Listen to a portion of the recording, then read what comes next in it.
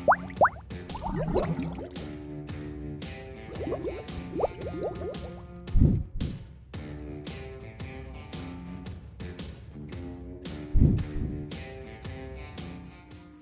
pagi adik-adik, selamat hari Minggu. Berhubung situasi dan kondisi saat ini lagi pandemi, maka ibadah PT dilakukan secara online. Kakak ada beberapa sedikit pengumuman. Yang pertama yaitu untuk persembahan, adik-adik memberikan persembahan kepada orang tuanya, dan nanti orang tua akan menyetor persembahan ke gereja, ke kotak persembahan yang sudah disediakan. Nah, yang kedua, walaupun kita beribadah secara online, kakak harapkan adik-adik tetap mengikutinya dengan tertib dan khusyuk. Sebelum kita memulai ibadah, kakak undang untuk saat teduh sejenak. Saat teduh mulai.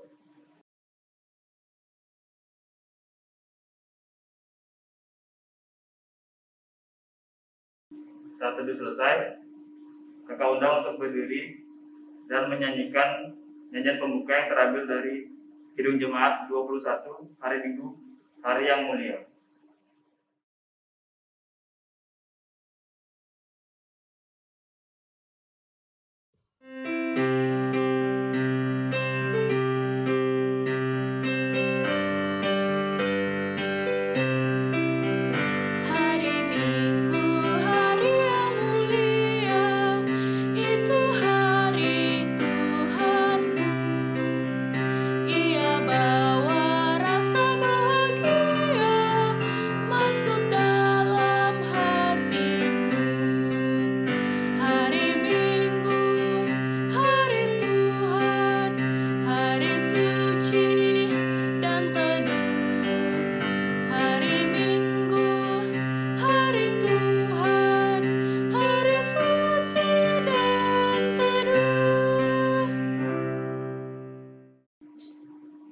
Adik-adik dipersilakan duduk.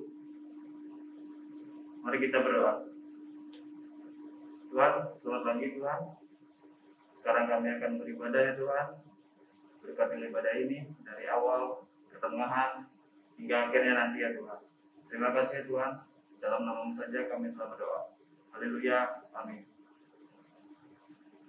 Kita memasuki pelajaran firman. Selamat beribadah.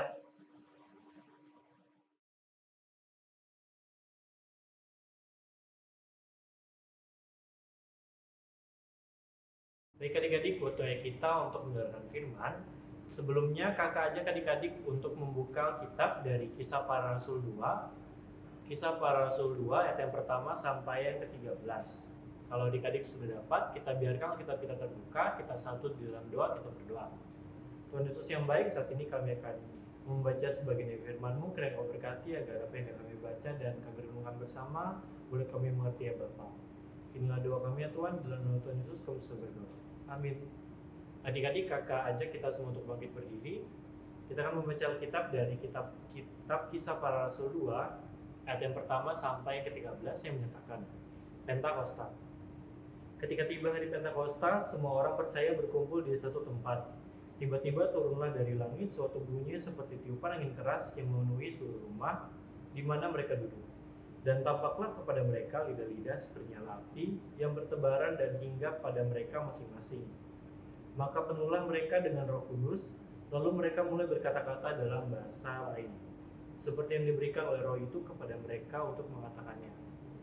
Waktu itu di Yerusalem diam orang-orang Yahudi yang saleh dari segala bangsa di bawah kolong angin. Ketika turun bunyi itu, berkerumunlah orang banyak. Mereka bingung karena mereka masing-masing mendengar rasul-rasul itu berkata dalam bahasa mereka sendiri. Mereka semua tercengang dan heran lalu berkata, bukankah mereka yang berkata-kata itu orang Galilea? Bagaimana mungkin kita masing-masing mendengar mereka berkata-kata dalam bahasa kita sendiri, yaitu bahasa yang kita pakai di negeri asal kita? Kita orang Partia, Media, Elam, penduduk Mesopotamia, Yudea dan Kapadokia, Pontus dan Asia, Frigia dan Pamfilia, Mesir dan daerah-daerah Libya yang berdekatan dengan Kirene. Pendatang-pendatang dari Roma, baik orang Yahudi maupun penganut agama Yahudi, orang Kreta dan orang Arab, kita mendengar mereka berkata-kata dalam bahasa kita sendiri tentang perbuatan-perbuatan besar yang dilakukan Allah. Mereka semuanya tercengang-cengang dan sangat termangu-mangu sambil berkata seorang kepada yang lain, "Apakah artinya ini?" Tetapi orang lain menyindir, "Mereka sedang mabuk oleh anggur manis." Demikian firman Tuhan, terpujilah Kristus, haleluya. Shalom adik-adik, apa kabarnya pada hari ini? Semoga semuanya dalam keadaan sehat ya. Nah, adik-adik tahu tidak kalau hari ini kita memperingati hari apa? Atau mungkin masih ada yang nggak kalau judul perikop bacaan kita di Alkitab tadi? Nah, adik-adik, hari ini kita memperingati hari Pentakosta atau hari turunnya Roh Kudus. Bacaan kita mau menceritakan tentang peristiwa turunnya Roh Kudus yang terjadi pada hari Pentakosta. Hari Pentakosta yang disebutkan di ayat pertama pada Perjanjian Lama adalah peringatan hari ke-50 sesudah Paskah atau keluarnya bangsa Israel dari perbudakan. Yang pada saat itu dilakukan sebuah perayaan syukur panen gandum yang dimana semua orang berkumpul di Yerusalem membawa hasil panen mereka. Meski pada akhirnya hari Pentakosta dikenal sebagai hari turunnya Roh Kudus yang terjadi 50 hari setelah Paskah. Nah, adik-adik, dalam bacaan kita juga diceritakan kalau murid-murid Yesus berkumpul di suatu tempat di Yerusalem yang dimana sebagai bentuk kepatuhan mereka terhadap perintah Yesus untuk tidak meninggalkan Yerusalem di pasal sebelumnya. Kemudian ketika mereka berkumpul, adik-adik, terjadi beberapa peristiwa seperti dari langit turun bunyi seperti tiupan angin yang keras, muncul lidah-lidah api yang bertebaran di atas kepala para murid, kemudian Roh Kudus turun dan memenuhi mereka dan berbahasa roh. Dari peristiwa yang terjadi ada makna dan pengajaran untuk kita semua adik-adik. Yang pertama adalah Roh Kudus turun dalam simbol angin dan api. Kalau adik-adik masih bingung gimana bentuknya Roh Kudus, gambarnya ilustrasi ada di sebelah kakak ya. Nah, kemudian adik-adik, Alkitab sering menggambarkan kuasa Roh Kudus dengan angin atau api, yang artinya menyucikan atau menguduskan. Karena itu, nantinya orang-orang yang dipenuhi Roh Kudus harus menunjukkan adanya perubahan atau juga menghasilkan karya Roh Kudus. Ketika Roh Kudus turun memenuhi para murid, itu merupakan atau juga mengandung sebuah pemberian tugas dari Allah, yang dimana mereka harus mampu dan berani untuk mengabarkan Injil. Yang berikutnya, kuasa Roh Kudus bekerja melalui bahasa roh. Selain memampukan murid-murid untuk memberitakan Injil, Roh Kudus juga bekerja melalui bahasa roh, agar semua orang bisa menerima pengajaran dengan baik sesuai dengan bahasa mereka masing-masing. Mungkin adik-adik ada yang bertanya, kok bisa sih kak? Nah, adik-adik kakak ajak untuk melihat kembali bacaan kita ya. Di situ tertulis bahwa ada banyak orang dan ada banyak bahasa. Di ayat keempat sampai yang 11. Jadi jelas ya adik-adik, bahasa roh di sini adalah bahwa para murid dimampukan oleh Roh Kudus untuk bisa memberitakan Injil dengan menggunakan bahasa daerah dari orang yang hadir pada saat itu. Dan secara tidak langsung mengatakan dengan tegas bahwa Injil Kristus harus diberitakan kepada semua orang tanpa terkecuali. Nah, sekarang kakak mau tanya nih sama adik-adik. Pernah gak sih dalam kehidupan kita sehari-hari adik-adik mencoba untuk memberitakan Injil? Atau mungkin pernah baca di renungan di Instagram atau lewat SBT tentang pemberitaan Injil yang dimana kita diajak untuk ikut serta. Atau mungkin sebagian besar dari adik-adik masih takut atau bahkan malu ya untuk melakukannya. Nah, adik-adik, jadi tema kita pada hari ini yaitu Roh Kudus memampukanku. Kalau tadi kita sudah dengar tentang Roh Kudus yang turun pada saat hari Pentakosta sehingga memampukan murid-murid untuk memberitakan firman, apakah hal itu juga berlaku untuk kita? Tentu adik-adik, setiap orang percaya diberikan Roh Kudus dan juga sudah menjadi tugas kita sebagai orang percaya juga untuk memberitakan firman Tuhan. Nah, ketika Roh Kudus sudah ada dalam diri kita harus bisa merespon kehadirannya dalam hidup kita ini. Bagaimana caranya kak? Ya tentu dengan kita imani dan percaya Roh Kudus bekerja atas kita. Makna Roh Kudus turun atas murid-murid Yesus mau menunjukkan bahwa Injil Kristus harus diberitakan ke semua orang. Kalau ada yang masih ragu atau takut untuk melakukannya, kita seharusnya tidak membiarkan hal itu terjadi ya, jadi karena Roh Kudus pasti selalu menuntun. Tujuan menyampaikan firman itu kepada semua orang adik-adik. Namun tidak cukup dengan hanya menyampaikan begitu saja, tapi bisa kita perkuat dengan tindakan serta perbuatan dan tingkah laku kita setiap hari. Karena orang yang menerima Roh Kudus seperti kita harus bisa menghasilkan karya Roh Kudus. Karena orang-orang yang telah dipenuhi Roh Kudus akan mengalami perubahan hidup untuk senantiasa melakukan karyanya. Misalnya adik-adik masih ingatkan dengan buah-buah roh, ada kasih, sukacita, damai sejahtera, dan sebagainya.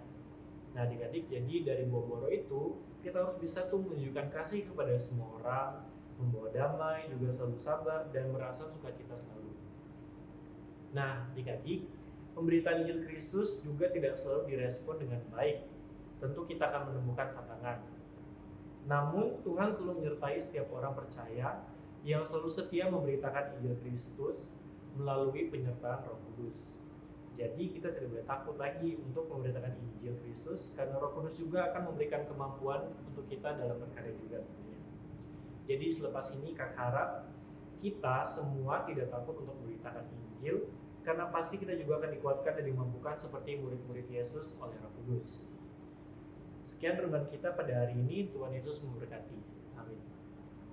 Baik adik-adik, kita akan masuk dalam doa syafaat. Kita satu dalam doa, kita berdoa. Terima kasih ya Tuhan Yesus, kalau saat ini Kau masih mengizinkan untuk melakukan ibadah PT dari rumah kami masing-masing ya Bapa. Ya Tuhan, terima kasih juga untuk firman yang boleh kami dengarkan hari ini tentang Roh Kudus dan Pentakostamu ya Bapa. Kiranya ya Tuhan, dari setiap Roh Kudus yang boleh kami dapatkan daripadamu ya Tuhan, boleh semakin memampukan kami untuk memberitakan firman-Mu ya Bapa. Ya Tuhan, dalam doa syafaat ini kami juga mau berdoa untuk adik-adik kami yang sedang mengikuti ibadah dari rumah ya Bapa. Kamu berkati setiap keseharian mereka ya Bapa, agar mereka boleh merasakan terus sukacita. Begitu juga ya Tuhan untuk adik-adik yang mungkin sedang sakit, kiranya Kamu berkati ya Tuhan, penyakitnya Engkau mau angkat, Kamu berikan kesembuhan total dari yang berasal daripada-Mu ya Bapa. Begitu juga ya Tuhan untuk adik-adik yang sedang mengikuti ujian di sekolah, kiranya Kamu berkati agar mereka boleh mempersiapkan diri mereka dengan baik ya Bapak, sehingga ketika ujian tiba mereka boleh melakukan semuanya sendiri dan mendapatkan hasil yang terbaik ya Bapak. Terima kasih ya Tuhan. Begitu juga kami berdoa untuk gereja-Mu ya Tuhan, kiranya Kau berkati setiap pelayanan yang dilakukan gereja-Mu, baik yang dilakukan oleh pendeta maupun pelayan-pelayan-Mu ya Bapa, agar kiranya semua hanya untuk hormat dan kemuliaan nama Tuhan saja ya Bapa. Begitu juga ya Tuhan, bagi saudara-saudara kami dimanapun mereka berada yang sedang terkena dampak bencana ya Bapa, kiranya Kamu berkati, Tuhan mau kuatkan ya Bapa, agar kiranya mereka boleh bersabar dalam menghadapi segala situasi yang ada ya Bapa. Akhirnya ya Tuhan, seluruh doa yang jauh daripada sempurna ini kami alaskan hanya di dalam nama Anak-Mu Tuhan Yesus Kristus yang sudah mengajar kami berdoa. Bapa kami yang ada di surga, dikuduskanlah nama-Mu, datanglah kerajaan-Mu, jadilah kehendak-Mu di bumi seperti di surga. Berikanlah kami pada hari ini makanan kami yang secukupnya, dan ampunilah kami akan kesalahan kami, seperti Kami juga mengampuni orang yang bersalah kepada kami. Dan janganlah membawa kami ke dalam pencobaan, tetapi lepaskanlah kami daripada yang jahat. Karena Engkaulah yang punya kerajaan dan kuasa dan kemuliaan sampai selama-lamanya. Amin. Kita memasuki dalam persembahan. Nyanyian persembahan terambil dari Gita Nokti 39, bukan karena upahmu.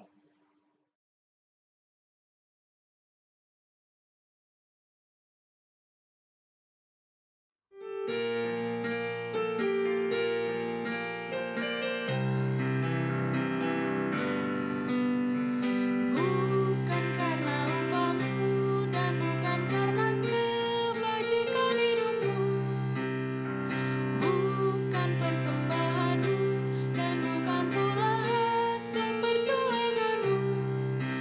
Allah mengampuni kesalahan umatnya oleh karena kemurahan-Nya.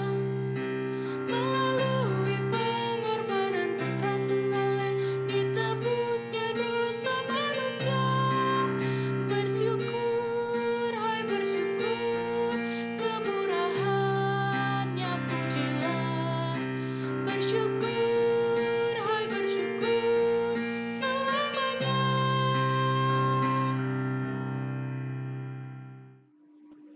Kakak undang untuk berdiri. Mari kita satu dalam doa. Tuhan, terima kasih. Tadi kami sudah mengumpulkan sedikit dari berkat-Mu. Kiranya Engkau selalu memberkati semuanya agar berguna bagi gereja, khususnya di dalam pelayanan PT ini ya Tuhan. Terima kasih ya Tuhan. Haleluya. Amin. Masih kita berdiri, kita memasuki nyanyian penutup yang terambil dari kitab Bakti 120, Kristus memanggil diriku.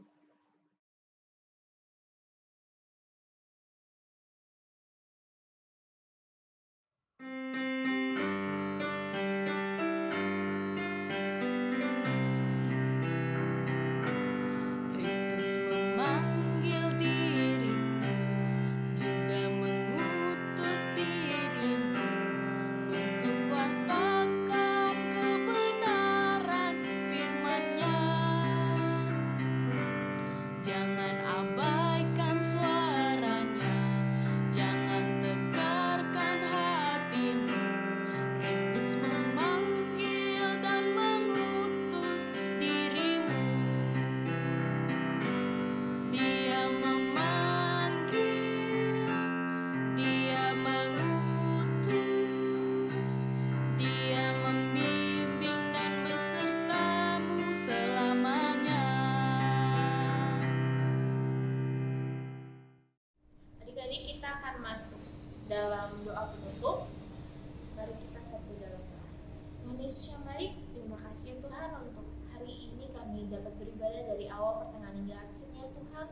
Kiranya apa yang sudah kami dengar tadi dapat kami laksanakan dalam kehidupan kami sehari-hari ya Tuhan. Tuhan berkati juga adik-adik saat hari ini ya Tuhan yang akan melanjutkan aktivitasnya. Kiranya Engkau memberkati aktivitas mereka dari pagi hari ini sampai nanti malam ya Tuhan.